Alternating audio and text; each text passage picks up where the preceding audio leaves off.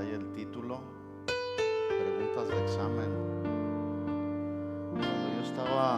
Cuando yo era un estudiante y el maestro nos avisaba que íbamos a tener examen, como que luego empezaba a pasar algo aquí en el corazón y en el estómago, empezaba a ver así como mariposas y cositas así, ¿no? Entonces, bueno, quiero decirles que se relajen. El Señor nos va a hacer un examen el día de hoy. Él es el que va de alguna manera a tratar de ponernos a prueba. ¿Están listos para un examen del Señor? Sí, no los escuché muy convencidos. Bueno, vamos a ver qué Dios nos quiere hablar. Posiblemente el título sea un título un poquito inusual, pero ya vamos a ver por qué Dios nos quiere hacer preguntas para hacernos un examen. Vamos a orar. Padre, en el nombre de Jesús te damos gracias en esta tarde por tu amor, gracias por tu misericordia, porque es nueva cada mañana. Cada día, Señor, si no fuese por la multitud de tus misericordias, nuestra vida, Señor, estaría expuesta al deterioro de este mundo, Señor. Y este mundo con sus males y con sus maldades, Señor, no nos ofrece nada bueno. Pero tú nos diste vida en abundancia. Y esa es la vida abundante que ahora tenemos por tu gracia, por tu misericordia y por haber provisto para nosotros la salvación. Salvación que fue un precio muy alto el que tú pagaste por nuestra salvación. Así que ahora estamos aquí, somos tus hijos, Señor, y día con día, como tus hijos, siempre nos examinas, siempre nos pones a prueba no para que tú sepas cuál es nuestra condición, porque tú lo sabes todo, sino más bien para que nosotros nos demos cuenta del nivel y de nuestra condición espiritual, Señor. Pedimos en esta tarde que nos hables al corazón como siempre lo haces, para que a través de esta tu palabra nosotros podamos discernir en dónde estamos parados, Señor, y cuál es nuestro destino eterno, Señor. Háblanos en el nombre de Jesús. Amén. Amén. Preguntas para un examen. Sin duda todos en alguna ocasión, en más de alguna ocasión, hemos sido expuestos a un examen, ¿verdad que sí? Por ejemplo, tal vez cuando fuiste a solicitar un trabajo, pues el empleador te hizo un examen para saber si eras capaz de desarrollar ese trabajo, ¿verdad?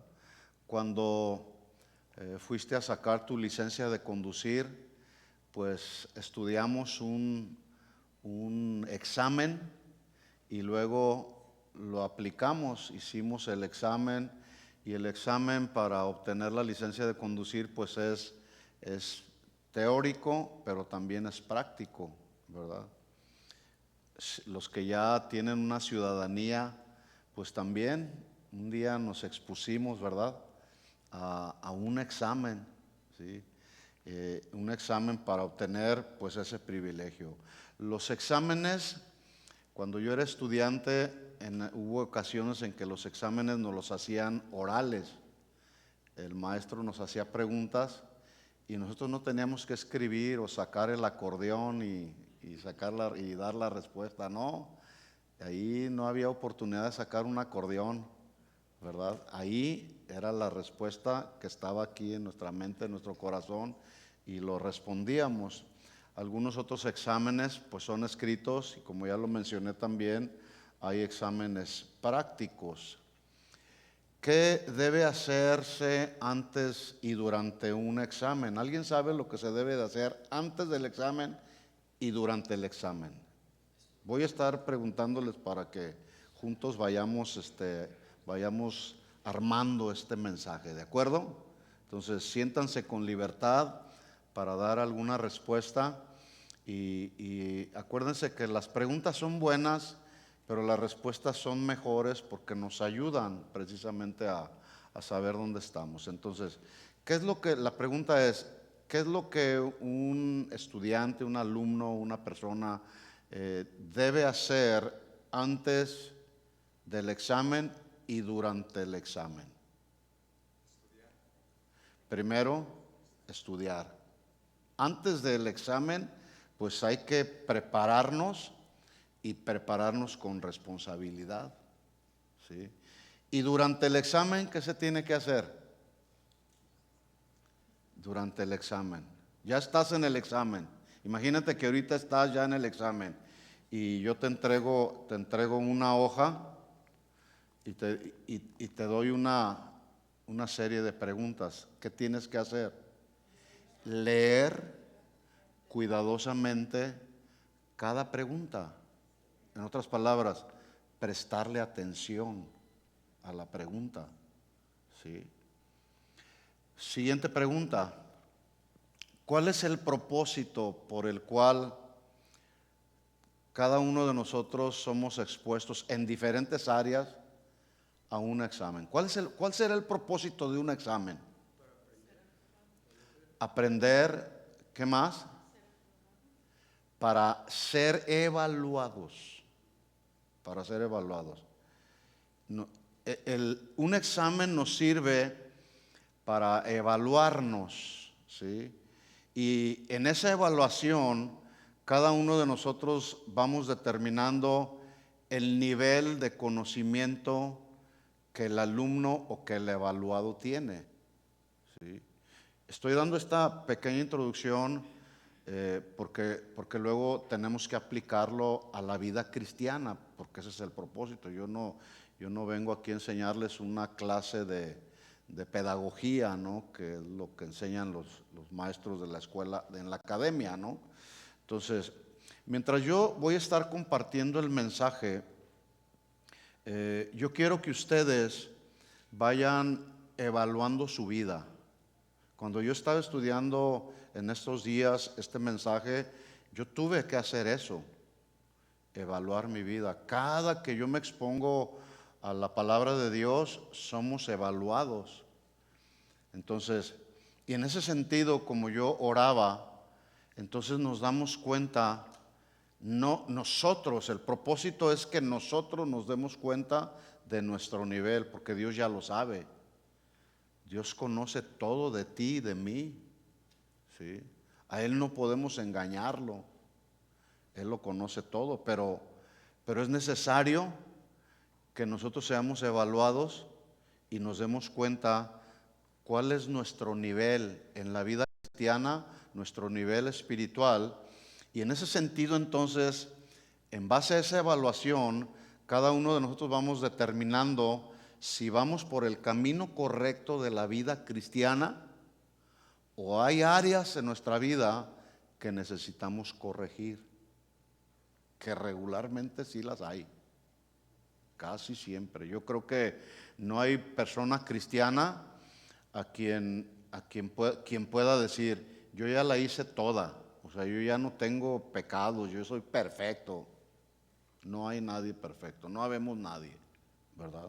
Entonces, día con día, nuestra vida es expuesta a un examen, inclusive cuando estamos en oración, porque estamos hablando de la oración como una doctrina cristiana que todo cristiano, valga la redundancia, debemos practicar. En esos momentos de intimidad, en esos momentos de comunión, ahí mismo Dios nos está evaluando. Cuando aquí en lo más profundo de tu ser interior, tú puedes escuchar la voz del Señor que te dice, bien, buen siervo fiel. Hasta ahorita has sido fiel, pero sigue adelante, ¿verdad? O puede ser el otro lado. Nos puede decir el Señor, eso que estás haciendo no está bien. Porque ahí Dios nos está mirando, ¿verdad? Está mirando, pero Él no está mirando nuestra apariencia externa, Él está mirando ¿qué? El corazón, ¿sí? Entonces, quien al final de cuentas nos da la aprobación o la desaprobación es Dios. Pero en su gracia y en su misericordia, escuchen esto, Dios nos somete a prueba para o con el fin de aprobarnos, no de reprobarnos. Dios no quiere reprobar a nadie. Dios siempre anhela que nuestra vida sea una vida que pueda contar con el sello de su aprobación. Por eso nos instruye, por eso nos amonesta, por eso nos disciplina, por eso nos corrige. Entonces, ¿estamos listos para el examen?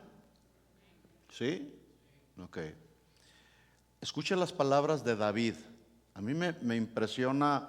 Yo estoy ahorita trabajando en una serie que vamos a iniciar los miércoles, estoy estudiando un poquito acerca de los salmos de David. Hay 150 salmos. No todos los salmos fueron escritos por David. Y David escribió alrededor de 74, 75 salmos, un poquito menos por ahí, ¿verdad? Pero cada uno de los salmos que escribió David los escribió con un propósito, los escribió con un tema, los escribió de acuerdo a una experiencia, los escribió por muchas razones, ¿verdad? Mire lo que dijo David respecto al juzgar o respecto al examen, ¿sí? Aquí podemos ver un poquito el corazón de David. Salmo 26, 1. Palabras de David, 26.1 del Salmo 26.1. Primera palabra, júzgame. Le dice a Dios, júzgame, oh Jehová. Ya de entrada, si nos detenemos ahí, mis hermanos, a pensar solamente en esa frase, en esa pequeña frase, júzgame, oh Dios. Imagínate que estás ahí en la presencia de Dios, en la plenitud de la presencia de Dios, ahí rendidos ante su presencia, y sale de tu boca esta frase que hizo David: júzgame, Señor, aquí está mi vida, júzgala, júzgala. ¿Cuántos se atreverían a hacer eso con el Señor? Bueno, es bueno que lo hagamos, ¿sí? Porque al final de cuentas nos conviene a nosotros que el Señor nos corrija. Esa misma palabra juzgar habla precisamente de evaluar. Entonces, David le está diciendo a Jehová, le está diciendo a Dios: evalúame, Señor. Y luego mire lo que dice a continuación: porque yo en mi integridad he andado. Yo en mi integridad he andado. Por supuesto, David para este tiempo todavía no había experimentado el pecado que experimentó, y ese pecado lo llevó a cometer otros pecados. Está en una etapa de su vida, ¿sí? Me imagino que esa etapa de su vida era una etapa de aprobación de Dios, una etapa donde todo iba bien, pero como Dios siempre anhela que vayamos avanzando, vayamos madurando, pues nos van metiendo en pruebas.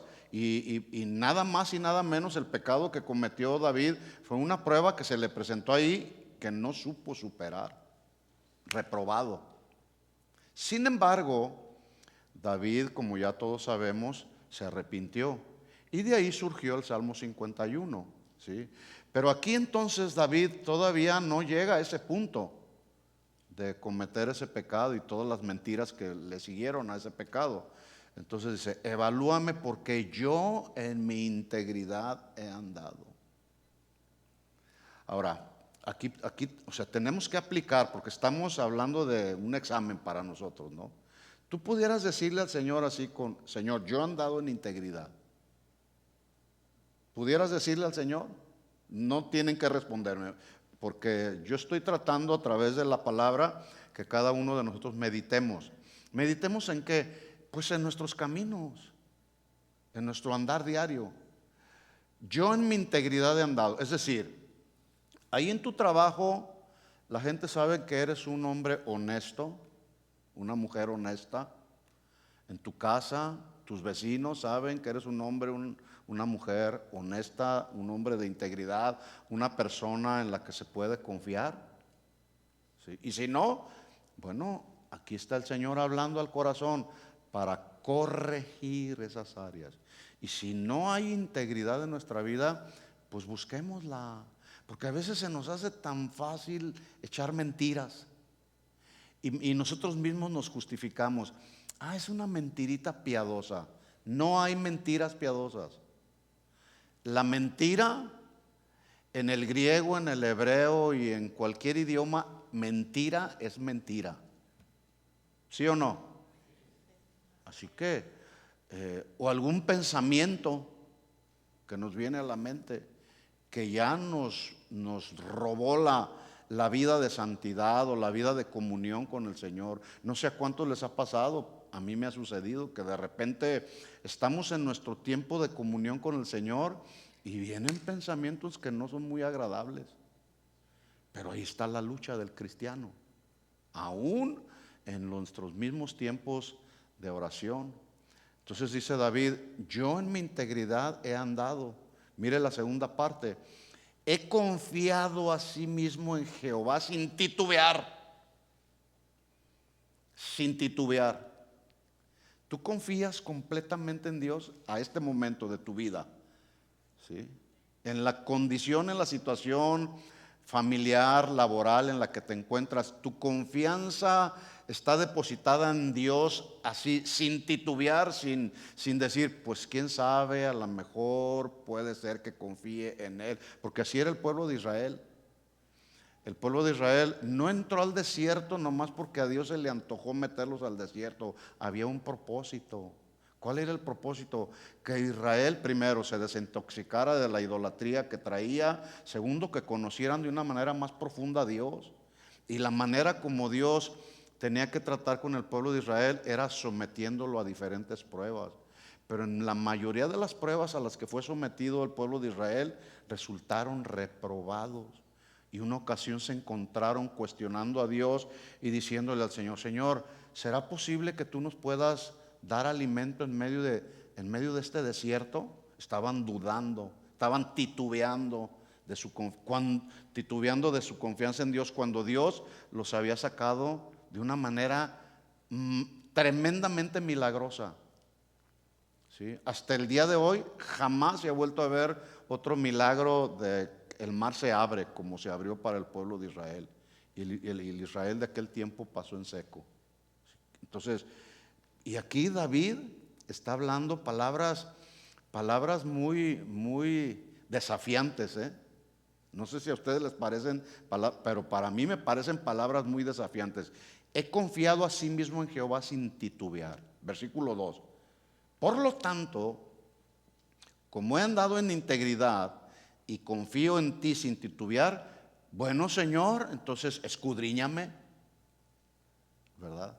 Yo me imagino, este salmo pues no es otra cosa más que un diálogo de parte de David con Dios o de David para con Dios. Entonces, está bien, Señor, si tú consideras que yo no he andado en integridad y que yo no he confiado en ti, pues escudriñame. Escudriñar es buscar, escarbar profundamente. Escudriñame, oh Jehová, y luego dice una palabra similar, sinónima, y pruébame. Examina mis íntimos pensamientos y mi corazón. ¿Cuántos estarían dispuestos a hacer de las palabras de David su oración personal, diciéndole al Señor, escudriñame, pruébame, examina mis más íntimos pensamientos y mi corazón? Acuérdese que del corazón es de donde sale todo, lo bueno y lo malo del ser humano, pero también lo bueno y lo malo del cristiano. También de aquí del corazón sale, ¿sí? Si alcanzan a ver el corazón de David, ¿sí? Salmo 139, un salmo muy, muy paralelo al anterior, al Salmo 26. También este salmo es de David. Salmo 139, versículo 1. Dice, oh Jehová, tú me has examinado y conocido. Ahora, atención aquí, David ya había experimentado el pecado que experimentó para estas alturas, el Salmo 139. Y este es un tiempo también en el que David está en la práctica de su tiempo de comunión con el Señor como parte del estilo de vida de un cristiano. Entonces, estas oraciones nos ayudan a que nuestros tiempos de comunión podamos hablar con el Señor de esta manera. Entonces, dice David, tú me has examinado, es decir, me has metido un montón de exámenes, Señor. Y tú has conocido mi sentarme, tú has conocido mi levantarme, has entendido desde lejos mis pensamientos. ¿Sí? Versículo 3, has escudriñado mi andar, el vivir, el diario vivir. Has escudriñado mi reposo. Acuérdense que cuando estamos en momentos de reposo, también la mente está trabajando. ¿Sí? Y a veces hay personas que no descansan, que no entran en un reposo saludable porque traen tantos problemas aquí en la cabeza que a veces no sabemos reposar en Dios. Has escudriñado mi andar y mi reposo, y todos mis caminos te son conocidos. En otras palabras, a Dios no podemos engañarlo con nada. ¿Ya sabían eso? Ok. Versículo 23, vamos hasta el 23 de este mismo salmo. Ahí vuelve a hablar David respecto al examen. Por lo tanto, Señor, examíname, oh Dios, y conoce mi corazón. Y escuchen esto, mis hermanos, lo quiero reiterar porque no es que Dios no lo conoce. O sea, David no le está diciendo, es que Señor, a ver, conoce mi corazón porque creo que como que no lo conoce. No es así. Dios lo conoce. ¿Sí? Cuando David está hablando de esta manera es, bueno, conoce mi corazón para que yo mismo me dé cuenta cómo está mi corazón. Y pruébame, conoce mis pensamientos, ve si hay en mí camino de perversidad. Y aquí en esta sola palabra usted puede meter muchas palabras que son sinónimos. Perversidad, maldad, mentira, odio, resentimiento, porque el resentimiento, la maldad es perversidad del corazón. En una sola palabra hay un montón de maldades del corazón. Ve si hay en mí camino de perversidad. Entonces, al escudriñarme, y si lo encuentra, Señor, que muy seguramente el Señor lo encuentra siempre cuando nos escudriña, entonces una buena oración es diciéndole al Señor, guíame en el camino eterno. ¿Cuántos quieren estar en la eternidad, toda la eternidad con Él? Yo quiero estar allá. Bueno, todos los días, cuando vamos a su presencia, hay que hablarle a Dios de esta manera de David. Bueno, estos son dos salmos solamente que nos muestran y nos dan un ejemplo de cómo podemos tú y yo acercarnos a Dios, a su presencia, pidiéndole que nos examine. Versículo, primera de Pedro, capítulo 5. ¿Por qué tenemos que hacer esto? Ir a la presencia del Señor y pedirle que Él nos someta a un examen de nuestro corazón. ¿Por qué? La respuesta la tenemos entre otros textos en 1 Pedro 5:8 y dice Pedro ahí, por lo tanto, sed sobrios y velad. Yo estoy plenamente convencido, mis hermanos, que si hay un tiempo en el que la iglesia necesita urgentemente una actitud vigilante, y yo lo dijera de una manera así más fuerte o más enfática, una actitud vigilante extrema, es en este tiempo. Ya lo he dicho yo antes, siempre en la historia del ser humano, de la humanidad, siempre ha habido tiempos de maldad, siempre ha habido tiempos extremos. Por lo tanto, este tiempo no es muy diferente a otros tiempos. Si nos remontamos, por ejemplo, al tiempo de Sodoma y Gomorra, pues había maldad. Al tiempo de Noé había maldad, había perversidad de todo tipo. Bueno, eso sigue el día de hoy. Por lo tanto, entonces, pues se requiere de una actitud vigilante extrema, de sobriedad, por supuesto, sobriedad espiritual. Y la pregunta es, ¿qué acaso Dios está tan ocupado que su mirada se puede descuidar de nuestro cuidado? Por eso tenemos que ser sobrios y velad. No, la respuesta es no. Un ser humano, por ejemplo, una mamá que va al mercado con su niñito pequeño, tiene que mantener su mirada en el pequeñito, en la niña, en el niño, porque en un abrir y cerrar de ojos se le puede escapar de su mirada el niño y se le pierde, se le extravía. pero con Dios no es así. ¿Verdad que no? No. Así que eso ya de entrada es una bendición para nosotros. Nosotros estamos así en el lente de Dios, y Dios está así, pero no nos le escapamos de su mirada. Él es soberano. Él lo ve todo. No podemos escapárnosle de su mirada. No podemos escapárnosle de su mano. Dios es soberano, es todo para nosotros. Nada, absolutamente nada escapa ni de su mano ni de sus ojos. Entonces, por eso es que en nuestro andar diario siempre pensemos, bueno, no me está viendo mi esposa, no me están viendo mis hijos, pero Dios sí me está viendo. Por eso David entendía eso, por eso él le dijo, en mi integridad he andado, Señor. Y aún si no, escudríllame pues, Señor, ¿verdad? Así que el hecho de que el Señor nos tenga en su lente no significa que el cristiano no debe de vivir ante lo que nos rodea en un estilo de vida vigilante, en cautela, siendo cautelosos.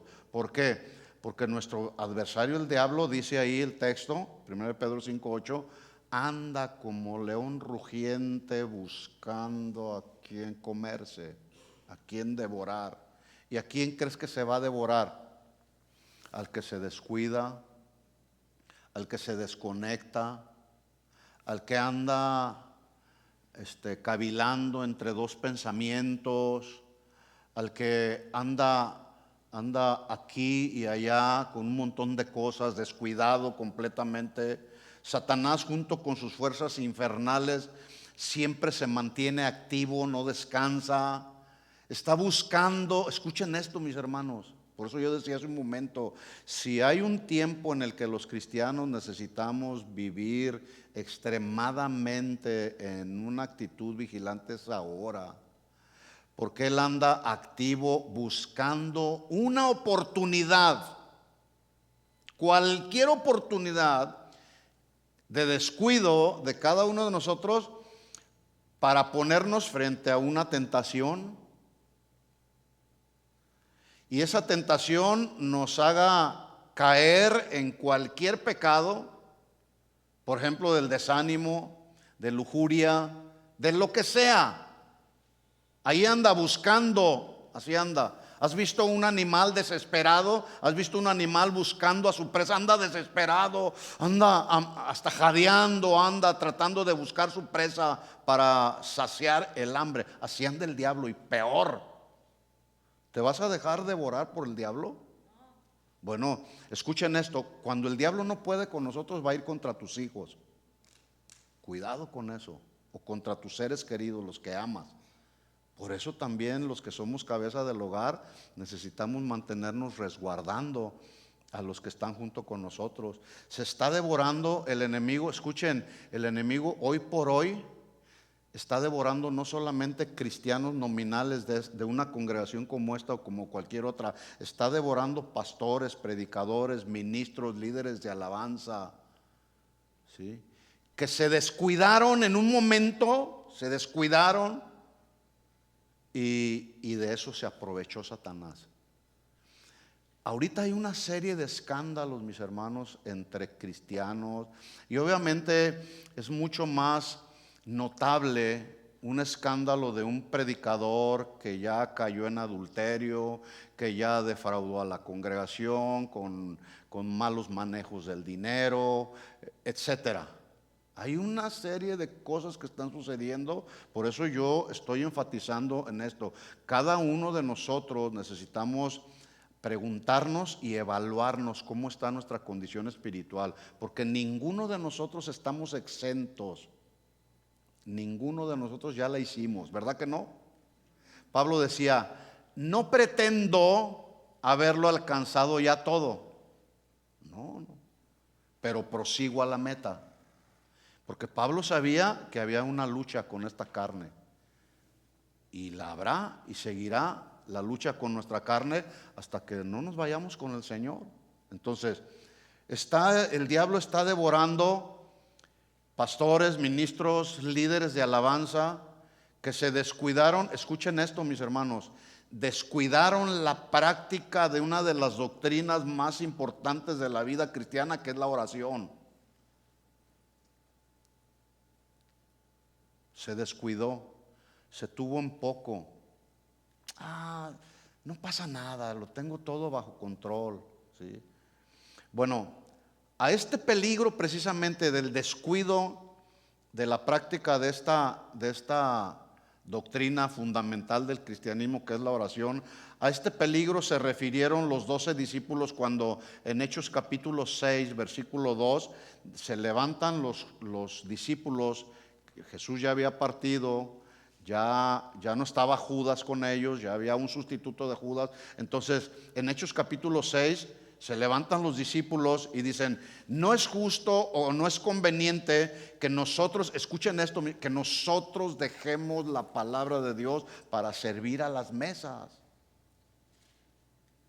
Versículo 3: por lo tanto busquemos hombres y mujeres de buen testimonio, aquí están las cualidades, llenos del Espíritu Santo, de sabiduría, a quien encarguemos este trabajo. Y, versículo 4, escuchen, nosotros persistiremos en la oración y el ministerio de la palabra.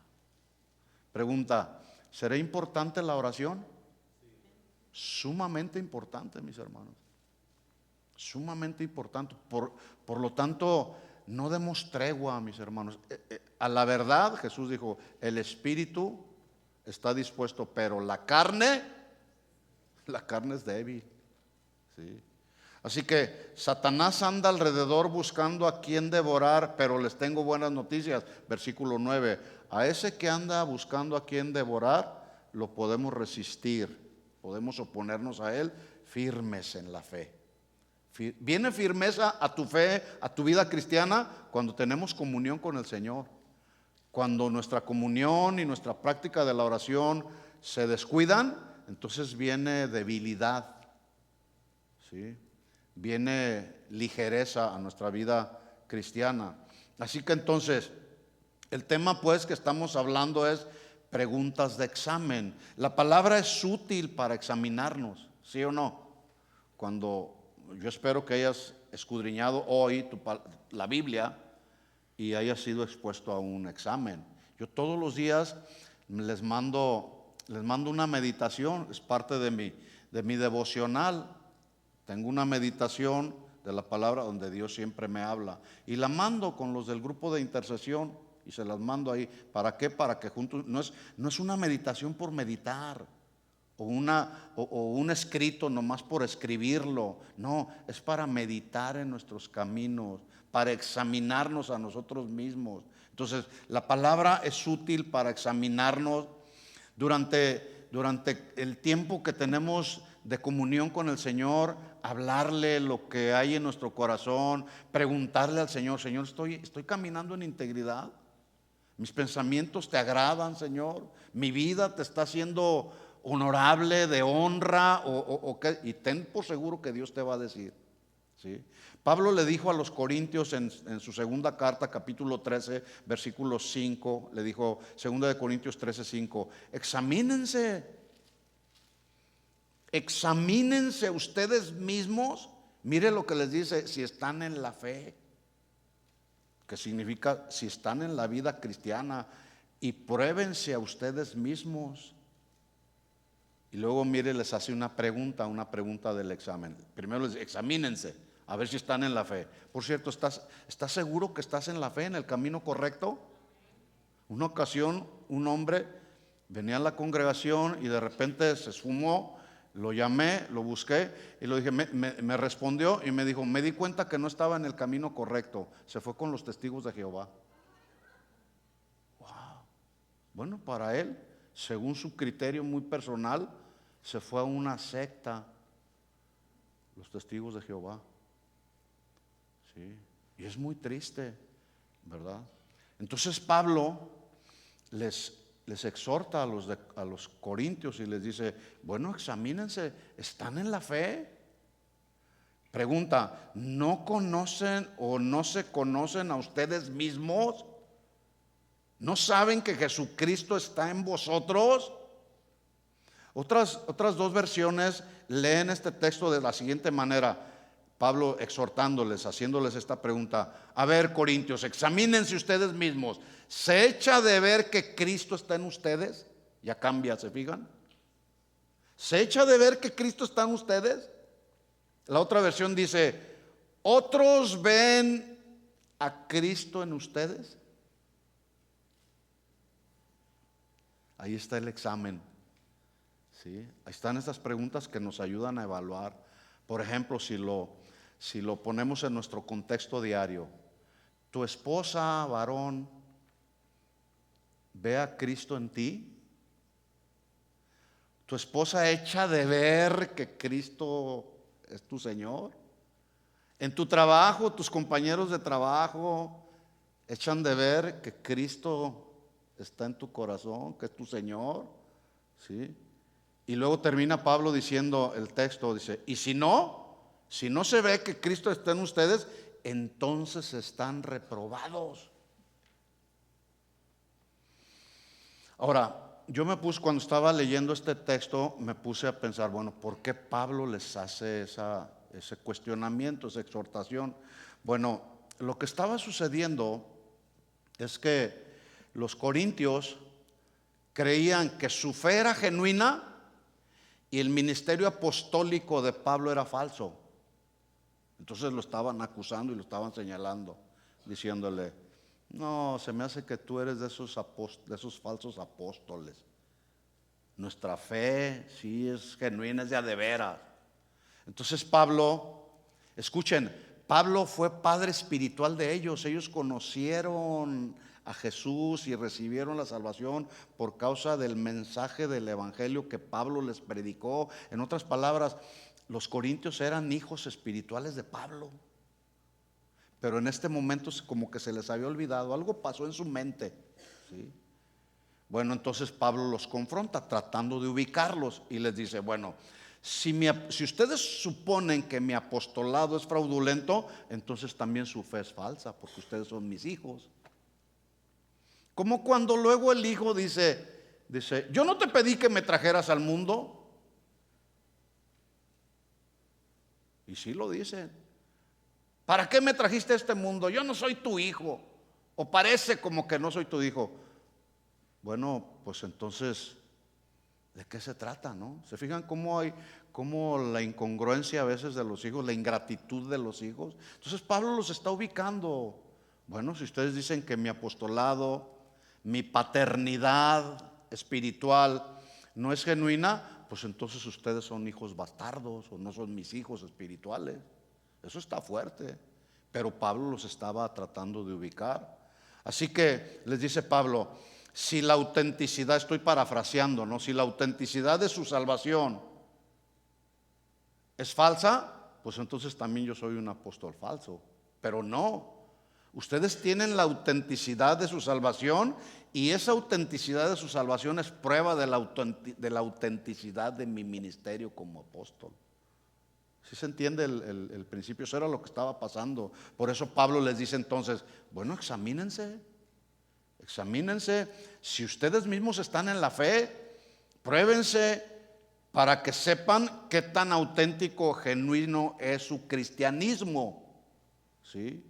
O en otras palabras, como dice otra versión, yo puedo pensar que Pablo les pudo haber dicho: a ver, cristianos de Corinto, ¿se echa de ver que Cristo está en ustedes? Oiga, en los primeros 3 capítulos, Pablo, bueno, toda la primera carta la primera carta de Pablo a los Corintios es una carta correctiva. Les estuvo corrigiendo un montón de desórdenes que traía. ¿Se echaba de ver que Cristo estaba en ellos? Bueno, sí estaba Cristo, pero no se veía, porque se andaban peleando, porque se menospreciaban cuando participaban de la cena del Señor, abusaban de la cena del Señor. Unos llegaban ahí completamente embriagados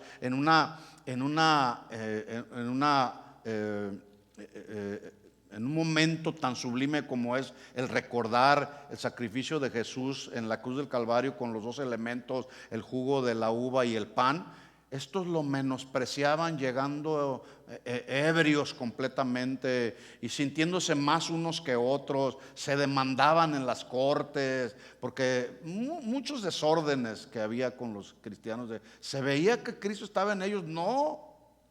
Entonces Pablo sigue corrigiéndolos. Bueno, de eso se trata precisamente la vida cristiana, de que las áreas en nuestra vida donde Cristo no se ve, pues que se vea, porque a veces nos encontramos, somos tan ligeros en señalarnos unos y otros. No, se me hace que el hermano, la hermana, que no se te haga nada, que no se nos haga nada. ¿Por qué mejor no oramos los unos por los otros? Si vemos algo alguna debilidad en algún hermano, hermano, ¿en qué te puedo ayudar? ¿Puedo orar por ti? Ir con él y decirle: ¿en qué te puedo ayudar? ¿Estás atravesando por alguna situación difícil? De eso se trata la vida cristiana, no de señalar. Señalar es bien fácil, y criticarnos y poner el dedo amenazador es bien fácil. A Jesús le pasó, que no nos pase a nosotros, ¿verdad?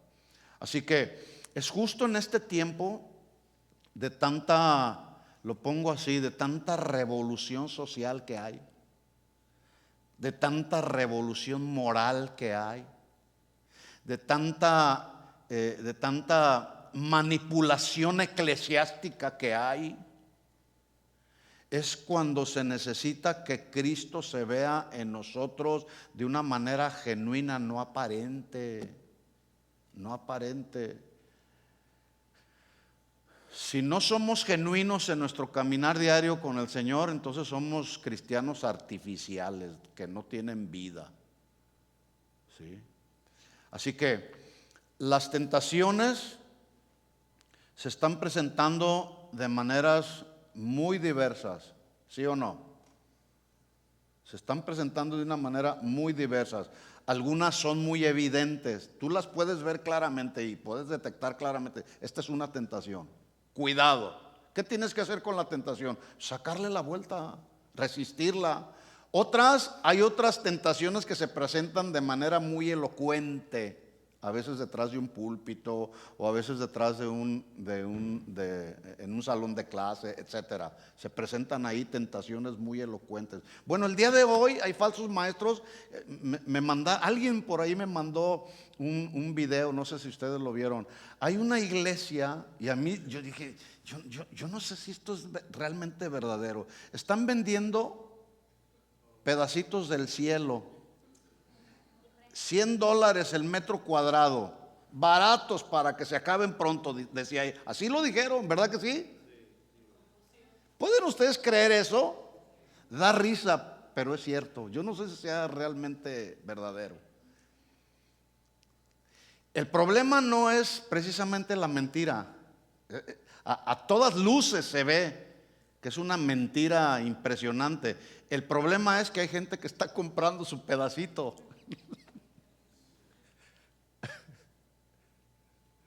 Y ahí están las tentaciones que son: me voy a comprar mi terrenito allá en el cielo y ya la tengo hecha. Así que voy a vivir en este mundo como me dé la gana. Pues no es así. Error, engaño, ¿sí? Hay otras tentaciones que se están presentando para nosotros los cristianos, principalmente de una manera muy sutil, muy sutilmente. Al final de cuentas todas son tentaciones, y nosotros no podemos evitar que las tentaciones se presenten, pero sí podemos resistirlas. Sí podemos resistir esa tentación para no caer. ¿Sabía usted que la tentación se nos presenta como una forma de evaluación también? Para evaluarnos también. Ahí están, a José se le presentó la tentación, le vino la prueba. ¿Cómo resultó José, el soñador del Antiguo Testamento? Aprobado. Tuvo el sello de la aprobación de Dios. ¿Por qué? Porque se le presentó la tentación de una manera muy atractiva, ¿sí?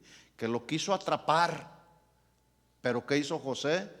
Huyó. Pero ahí en ese sentido José estaba siendo evaluado. Las tentaciones nos sirven para evaluarnos también, para saber dónde está nuestro cristianismo. Sin embargo, hay quienes por falta de sobriedad, por falta de una actitud vigilante en la oración, una oración constante, muchos están siendo hoy por hoy engañados, cayendo en graves conductas pecaminosas. Ojalá que no sea nuestro caso, mis hermanos, el día de mañana. Por eso los temas que estamos hablando, Dios es bueno con nosotros, hermanos, hablándonos, confrontándonos con nuestros pecados. Hoy detrás de muchos púlpitos ya no se confronta la gente con el pecado. Por eso se está viviendo un cristianismo bien light, bien pobre, miserable.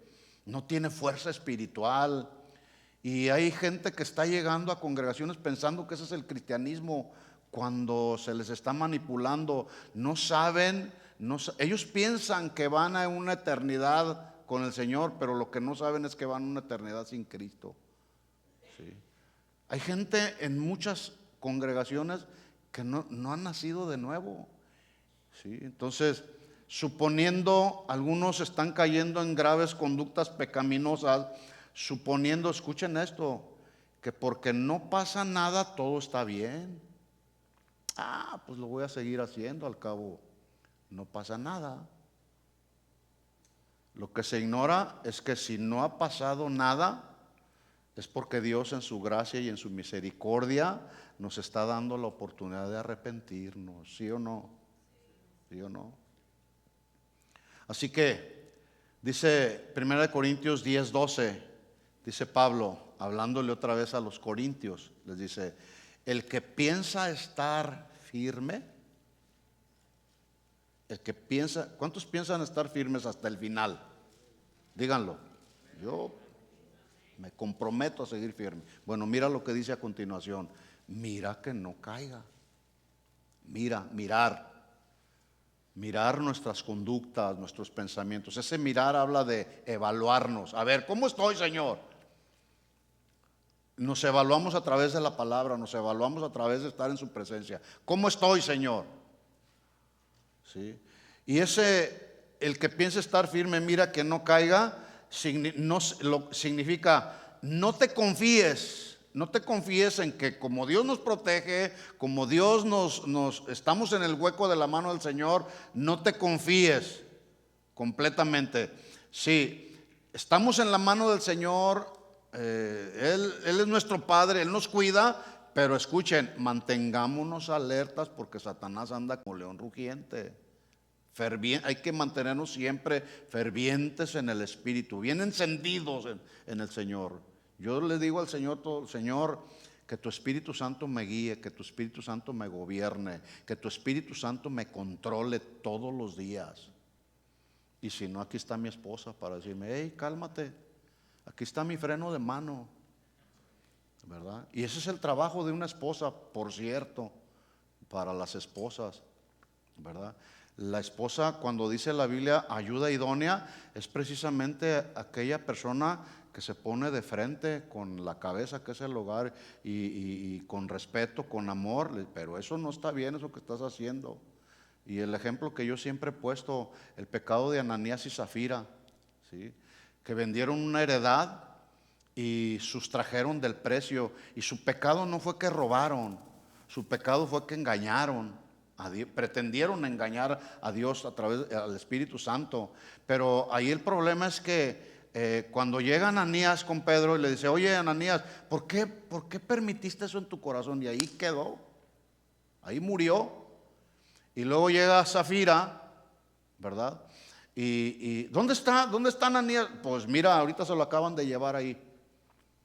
Y vuelve Pedro a confrontar a Zafira y le dice: ¿por qué consentiste con tu marido en sustraer de la heredad? O sea, se confabularon los dos. Hermanos, en el matrimonio no hay que confabularnos para deshonrar a Dios. Hay que unirnos para honrar a Dios con nuestro matrimonio. Y si tu esposa ves que tu marido está incurriendo en conductas que no están alineadas a la palabra del Señor, confróntalo, pero confróntalo con amor, con respeto, ¿verdad? No diciendo, te vas a ir al infierno. No, hay formas y maneras de hablar en el matrimonio. Entonces, esa es la ayuda idónea. Entonces, dice ahí, así que el que piense estar firme, mire que no caiga. Versículo 13, porque no os ha sobrevenido ninguna tentación que no sea humana. Estoy en 1 Corintios 10:13. No os ha sobrevenido ninguna tentación que no sea humana, pero fiel es Dios, que no os dejará ser tentados más allá de lo que podáis resistir, sino que dará también juntamente con la tentación la salida. No hay excusa. No digas, es que pues las cosas se dieron. No. Siempre va a haber una salida. El asunto es que a veces por estar cegados o por pasar algo en nuestra mente, no vemos esa salida. Pero siempre Dios nos pondrá una salida. Dará también juntamente con la tentación la salida para que podáis soportar. Por lo tanto, amados míos, huid de la idolatría y de cualquier otro pecado, de la fornicación, de lo que sea. Huid. ¿Qué tenemos que hacer? Díganlo, huid. Tenemos que huir, escapar por nuestra vida, si es que quieres estar al final del tiempo con el Señor, ¿verdad? Alguien dijo, dale oportunidad al pecado 1 centímetro y luego el pecado te cobrará 1 kilómetro. En otras palabras, el pecado, si le damos lugar, tarde o temprano vendrá a cobrar su factura. Tarde o temprano. Hermanos, estamos viviendo tiempos muy cruciales. Se necesita vida de santidad. Y para lograr esa vida de santidad hay que estar en su presencia. Hay que ir siempre a su presencia y decirle como David le decía a Dios, escudriñame, Señor, examíname, Señor, examíname. Que ese sea un deseo profundo en nuestro corazón. Porque si no, si viene el Señor, nos quedamos, hermanos, nos quedamos. Así que uno de los enemigos que tenemos que resistir es la carne, esta carne y sus deseos. Esta carne y sus deseos están ejerciendo un grado de presión que si alguno cede a sus insinuaciones, entonces en lugar de agradar a Dios, estarás satisfaciendo la carne. Y escuchen, todo inicia con un deseo que entra por los ojos. Un deseo que entra por los ojos, y cuando ese deseo es pecaminoso, ten por seguro que va a destruir nuestra alma. Yo lo he dicho antes, la voluntad tiene relación con el desear y con el decidir. En otras palabras, si tú decides y deseas para que Dios, porque lo que gobierna tu voluntad es un deseo que te impulse a decidir, entonces si tu deseo es Dios, tu impulso a decidir será buscar y agradar a Dios. Pero si tu deseo es la carne, tu impulso será agradar a la carne.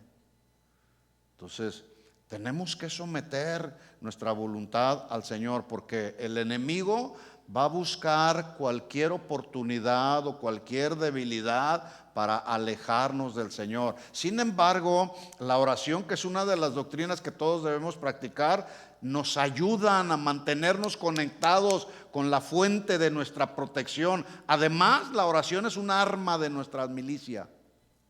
Es un arma de la milicia. Al diablo no le gusta que estemos en oración con el Señor, resguardados con el Señor. Todos sabemos que orar es como el respirar. Se detiene la respiración, se detiene la vida. Así mismo es con la oración. Se detiene la oración, se corta la conexión, nos viene la tribulación y se muere poco a poco la vida espiritual. ¿Sí o no? Se muere poco a poco. Y de eso se aprovecha Satanás para entonces venir y devorar. ¿Sí? Ahora, hay ocasiones, y aquí voy a poner un balance. Hay ocasiones en que siempre procuramos echarle la culpa al diablo de todo. Ahora, con esto que estoy diciendo, no estoy siendo abogado del diablo. Más bien, la manera correcta que tú y yo debemos de pensar es que muchos de los problemas que nos vienen a nuestra vida es debido a nuestras malas decisiones y a nuestras conductas pecaminosas. Eso es diferente. Y de eso se aprovecha el diablo entonces. ¿Sí? Ahí está, como anda buscando, tú le das la oportunidad de hacemos una mala decisión y el diablo dice, ya, aquí gané. Entonces se aprovecha el diablo, pero eso ya es diferente.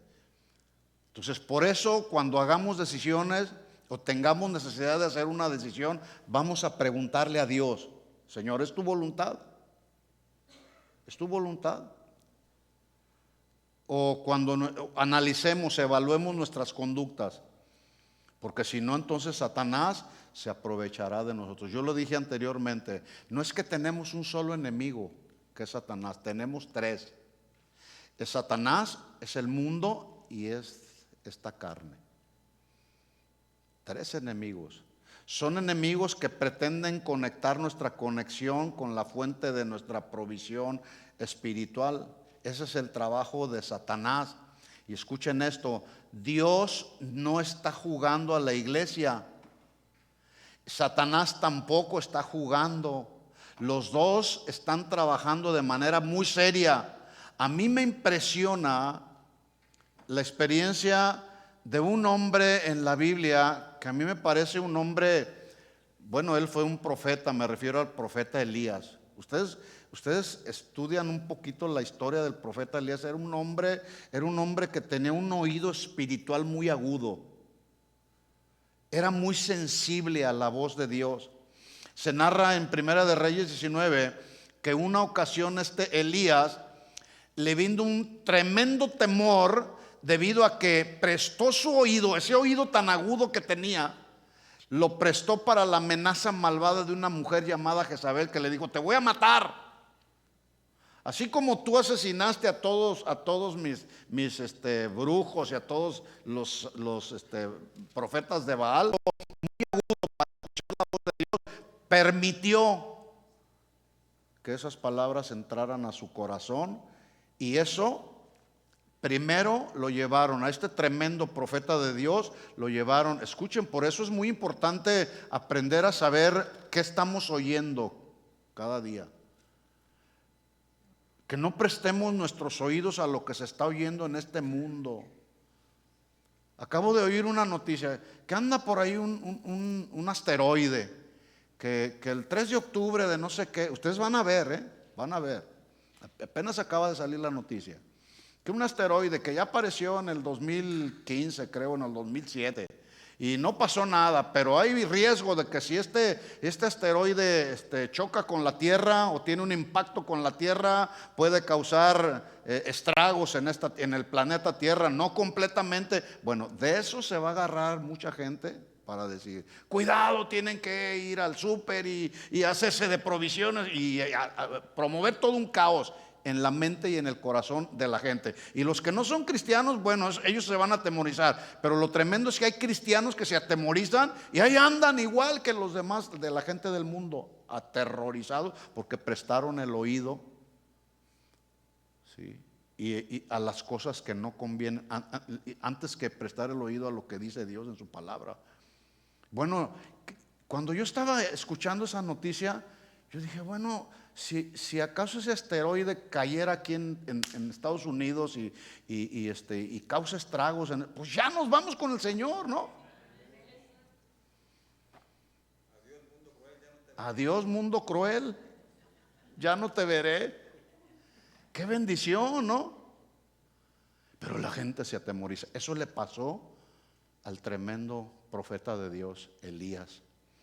Prestó su oído a las palabras malvadas de una mujer mala y perversa. Entonces eso hizo que el profeta de Dios primero se aislara, dejó a su criado y ¿saben a dónde se fue? Se fue a meter a un desierto, donde ahí estaba solo, no había nadie, no, solo, ¿sí? Y ahí en ese desierto, deseando morirse, le pidió a Dios que lo matara.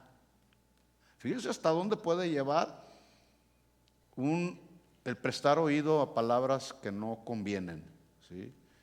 ¿Dónde estaba Elías? ¿Acaso Elías estaba orando y clamando en esos momentos difíciles de lucha, de prueba? ¿Estaría Elías orando y clamando a Dios por su ayuda? No. Estaba en el desierto, pero estaba metido en una cueva oscura. Ahí estaba metido Elías. Por cierto, cuando estamos en nuestros tiempos de prueba, de situación difícil, de sufrimiento, ¿qué hacemos? ¿Qué hacemos? Primera de Reyes 19 dice, versículo 9, hablando de Elías, dice: y ahí se metió en una cueva donde pasó la noche. Yo me puse a investigar así rápido, a vuelo de pájaro, lo que simbolizan las cuevas. Cueva en la Biblia representa y se asocia con un lugar de resguardo y protección. Por ejemplo, cuando Moisés le dijo a Dios, allá en el Éxodo, le dijo a Dios: muéstrame tu gloria, Señor. Y Dios le respondió, Éxodo 33, y le dijo: mira, Moisés, buena cosa has pedido, pero no podrás ver mi rostro porque nadie puede verme y seguir con vida. Pero lo que sí voy a hacer, aquí hay un lugar junto conmigo, y cuando pase mi gloria, yo te pondré en la hendidura, en un lugar de resguardo, en la hendidura de la peña, que significa hendidura, significa una cueva. Te pondré en la hendidura de la peña y te cubriré con mi mano hasta que haya pasado, y después apartaré mi mano y verás mis espaldas, mas no verás mi rostro. Ahí está una representación de la cueva, cobertura de parte de Dios. Dios lo metió a la cueva. Dios me mostró, cuando estaba yo estudiando esto, que cuando oramos es como entrar, y lo voy a mencionar de esta manera, es como entrar en la cueva junto con Dios, porque es ahí, exactamente ahí, y no es en ningún otro lugar, donde solamente nos puede cubrir, nos puede proteger de la muerte espiritual que pueda venir a nuestra vida, y Él nos protege ahí con su mano poderosa. Yo quiero estar ahí en la cueva con Dios. Ese es un área o una simbología de lo que es la cueva. Pero escuchen esto, también la cueva representa de la misma manera un lugar de resguardo, pero además un lugar oscuro y tenebroso donde una persona se mete, pero debido a un profundo sentimiento de temor, de inseguridad, de preocupación, de angustia, de desesperación, que luego viene al alma. Como aquel niño que está, después de haber visto una película de terror, le vienen pesadillas, está aterrorizado, y lo primero que hace es buscar un lugar de resguardo, y a veces usan la cobija y se tapan ahí están todos atemorizados. Bueno, ese es el sentido que le da a la cueva donde se metió Elías. No se metió Elías para estar resguardado y protegido bajo la mano de Dios. Elías se metió en la cueva de sus sentimientos llenos de temor, de inseguridad y de desesperación.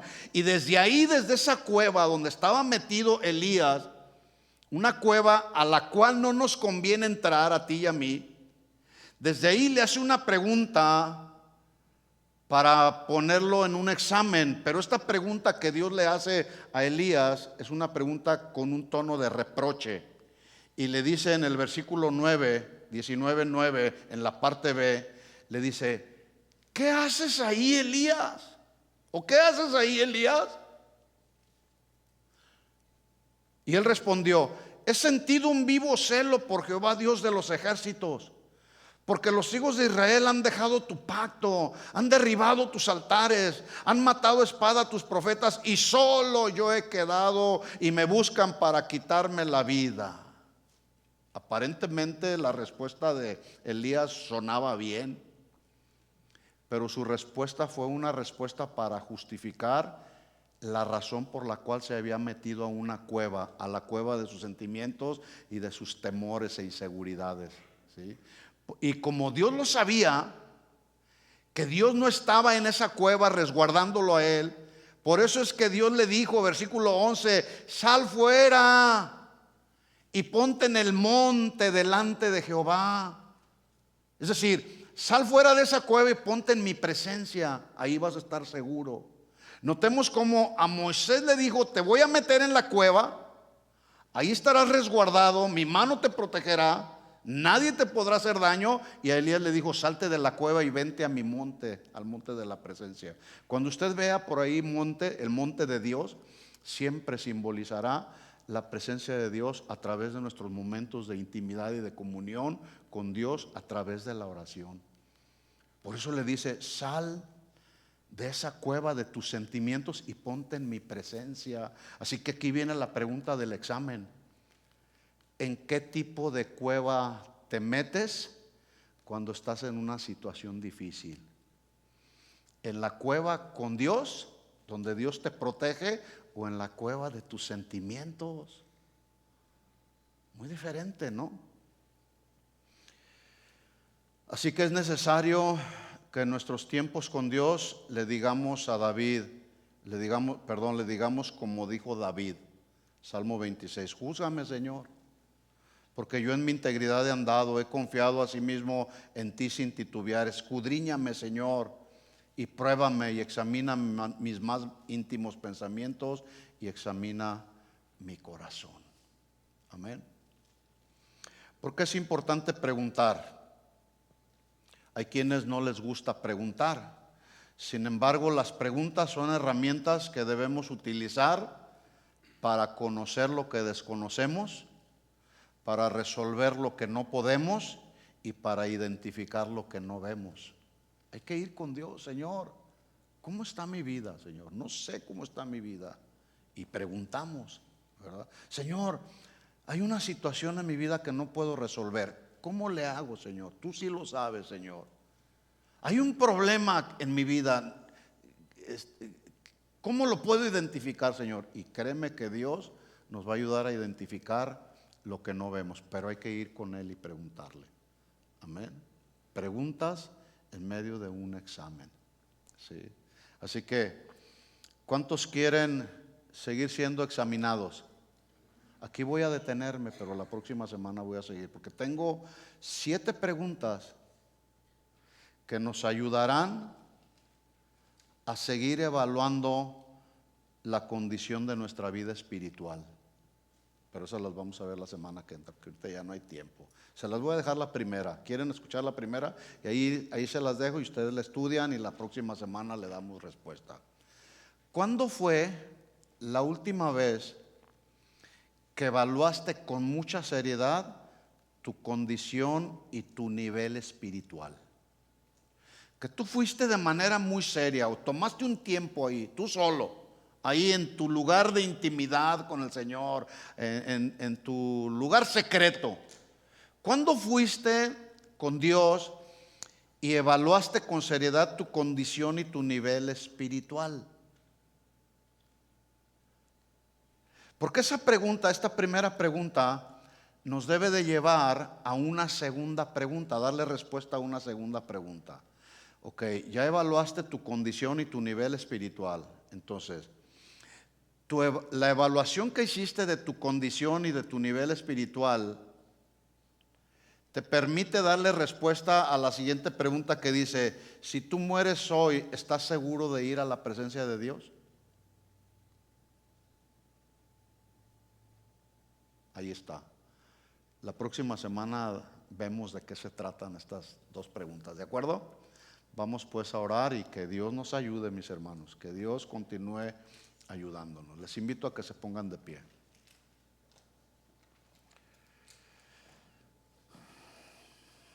Cierra tus ojos ahí y te pido que por un momento medites en tu vida, en esto que hemos compartido en esta noche, y tú de una manera seria, de una manera objetiva, hazte preguntas ahí en tu ser interior. Señor, ¿cómo está mi vida?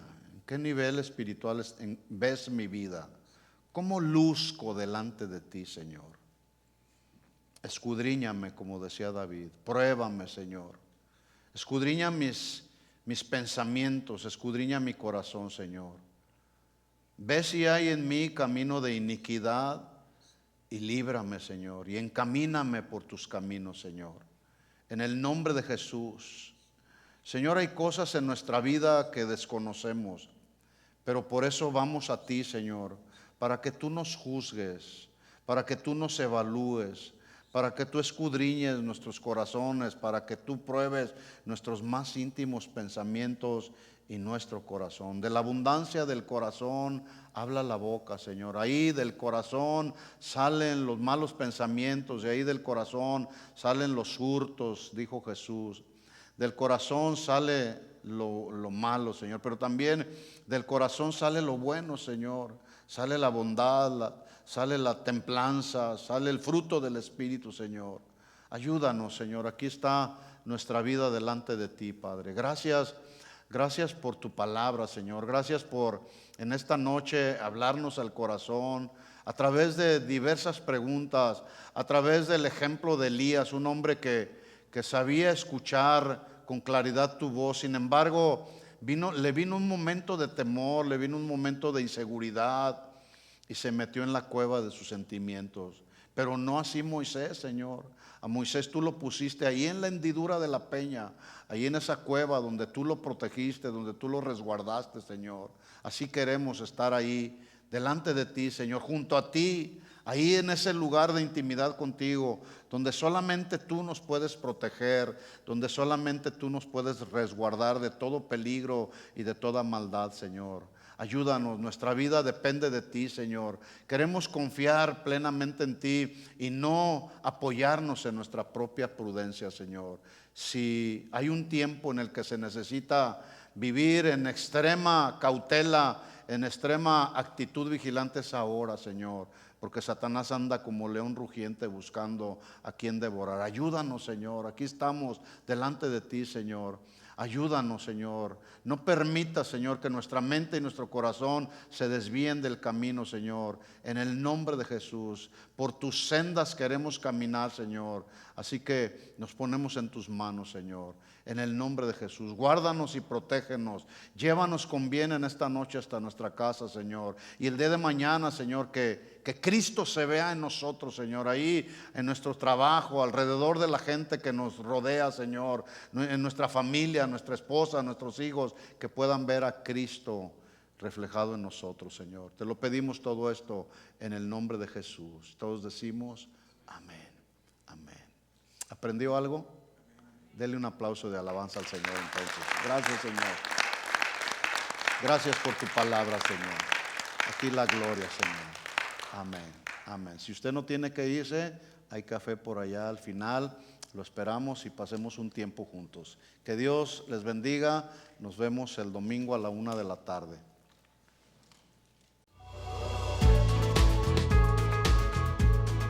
Gracias por escucharnos. Les invitamos a que visiten nuestro sitio web. Acompáñenos en algunas de nuestras reuniones. Estamos en el 17244 Randall Avenue. Esperamos haber sido de bendición para su vida. Esto fue un mensaje de Casa de Oración Fontana. Estamos comprometidos con la verdad.